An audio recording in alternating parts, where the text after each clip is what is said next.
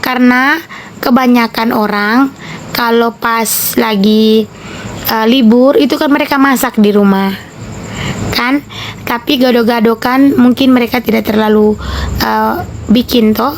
Jadi saya mau besok itu berjualan gado-gado seperti itu. Jadi besok tidak ada nasi ya, tapi besok cuman ada gado-gado dan ada es cendol begitu. Apakah kalian setuju? Setujulah.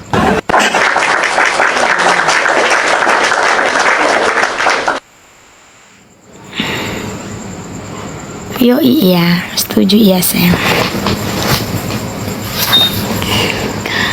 Kapan ada Salome? Besok dengan Salome. Salome besok. Kalian harus makan Salome Mama Ani. Sambal kacangnya tuh enak kali.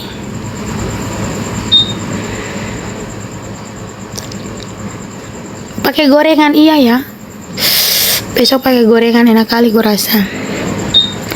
Wajahnya kusam lagi. Iya kak, kalau kalau Pro Yellow itu kata orang tuh masih baik muka saya ini kak, kayak kelihatan kusam kan ya, kayak kusam. Ada yang terkelupas kak karena efek dari Pro Yellow tersebut. Tapi nanti akan setelah kita akan jadi nanti dia akan mudah-mudahan kulit saya bisa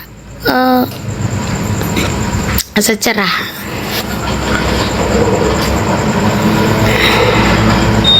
Salam itu iya kayak pentol bakso. Kayak pentol bakso kak. Nambah cowok Mama Ani. Ya begini kakakku ya. Ini saya ingin bercerita tentang sedikit kenapa saya tidak mau hamil lagi. Ya, ada yang ingin mendengarkan ceritaku? Ya, kenapa saya tidak ingin menghamil lagi? Ya, begini ceritanya kak. Ya, saya hamil Nesa itu kak, saya tidak tahu kalau saya hamil. Pemikiran saya dulu punya anak dua saja, Fla dan Karlin. Menurut saya anak saya itu dua cukup aja, tidak usah lagi penambahan anak. Karena saya dengan Pak Takur, jujur saja kakakku, jujur saja, Fla dan Karlin itu pernah masuk opname di rumah sakit. Nah, masuk di rumah sakit opname, terus dengan keterbatasan yang ada, anak kami itu tidak menggunakan BPJS. Jadi kami itu merasakan bahwa kasihan. Begitu saya bercerita tadi bahwa saya pernah pinjam uang di orang tidak kasih untuk bayar rumah sakit anak saya. Karena waktu itu saya dengan Pak Takur itu belum restu dari orang tua, jadi saya dengan Pak Takur itu belum bisa mendapatkan berkat di gereja, karena surat-surat saya dari pindah agama itu setengah mati kakakku. Jadi karena prosesnya lama, jadi anak saya dua itu belum bisa masuk daftar gaji. Seperti itu kakakku. Jadi saya merasakan betul pahitnya ketika suami saya menerima gaji bujang padahal kami sudah ada, harusnya kami punya tunjangan masuk, tapi karena itu satu dan lain hal itu makanya saya bilang kepada saudara semua, kalau kalian mencinta beda agama, kalian pikirkan baik-baik, jangan mengambil hal buruk dari kisah saya, karena kisah saya ini tidak terlalu bagus, mohon maaf. Jadi tidak perlu kalian tiru kakakku ya, tidak perlu kalian tiru kakakku. Jadi seperti itu,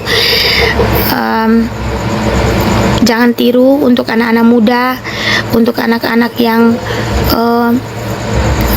masa muda kalian nikmati ya kakakku, masa muda kalian nikmati ya, jangan pernah mengecewakan apapun.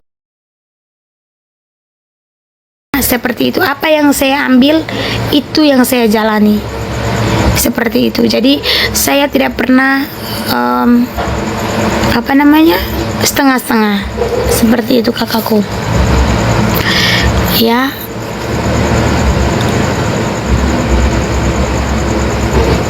Konsekuensi terus saya ngomong apa tadi?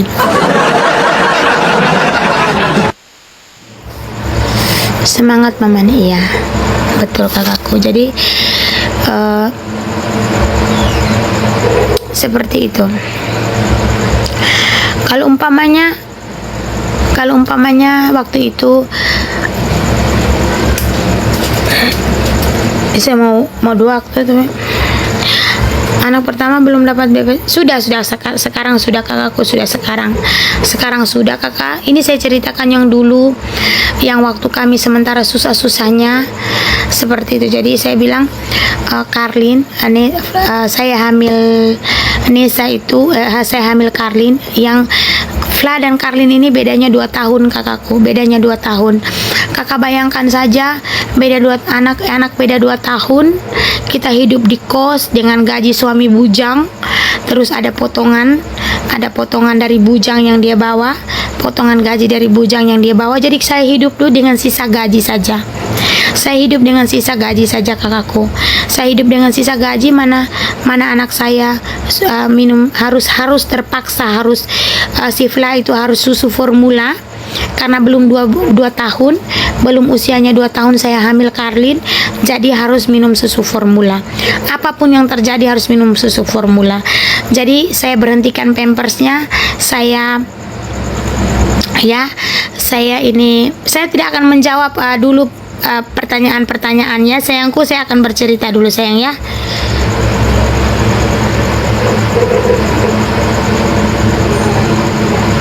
Ya seperti itu kakakku. Jadi seperti itu kakak.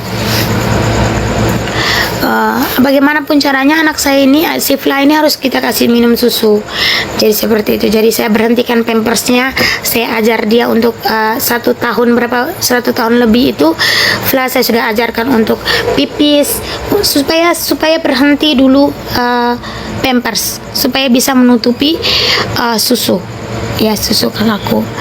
Seperti itu. Jadi saat itu kami kehabisan uang ya kakak, kami kehabisan uang, tidak bisa beli susu lagi, tidak bisa beli susu kakakku, tidak bisa beli susu waktu itu karena memang suami saya tugasnya di Amarasi itu 1 jam dari Kupang, di kabupaten kakakku. Dan kami dulu tidak punya motor, jadi kami kredit motor itu dengan remunerasi yang suami saya, tunjangan suami saya yang 631.000. Kami uang muka motor itu dari rapelan Remun. Kami ambil motor karena kami tidak punya motor sama sekali. Seperti itu. Saya ingin bercerita tapi saya takut saya menangis. Sumpah demi Tuhan, apapun itu, tolong jangan bikin saya menangis Tuhan Yesus, tolong. Jadi ini saya bercerita bukan untuk dikasihani, bukan untuk menjual kesedihan, minta maaf ya, bukan untuk menjual kesedihan, tapi saya bercerita pengalaman hidup saya supaya ketika Anda melihat seorang Mama Ani yang sekarang ya, ada banyak cerita indah, cerita yang sangat luar biasa di balik itu semua ya sayangku. Ya, saya tidak mengajak Anda untuk mengasihani saya, tidak kakakku. Ya, saya tidak menyuruh Anda untuk ya mengasihani saya, tidak kakakku. Jadi seperti itu. Ya, seperti itu kakakku.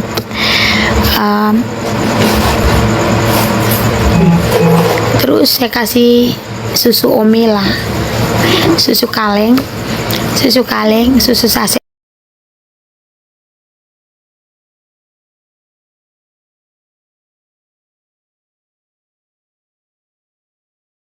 901.000. Jadi waktu itu saya dari Bima itu memang saya punya emas. saya belikan emas yang kalau umpamanya papanya kirim uang per bulan untuk kami waktu saya hamil itu, waktu saya hamil dikirim-kirim, saya belikan barang emas, Kak.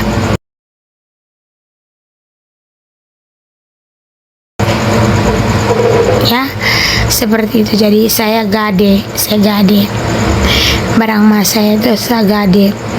Setelah itu, Kak, banyak, Kak, yang saya tidak bisa tebus lagi, tapi tidak apa-apa, saya tidak pernah kecewa dengan hal-hal seperti itu. Setelah anak saya keluar, puji Tuhan, Karlin pun, saya tidak mau cerita yang sedih-sedih lah, capek aku loh, saya malas nangis, bahagialah kita, ya.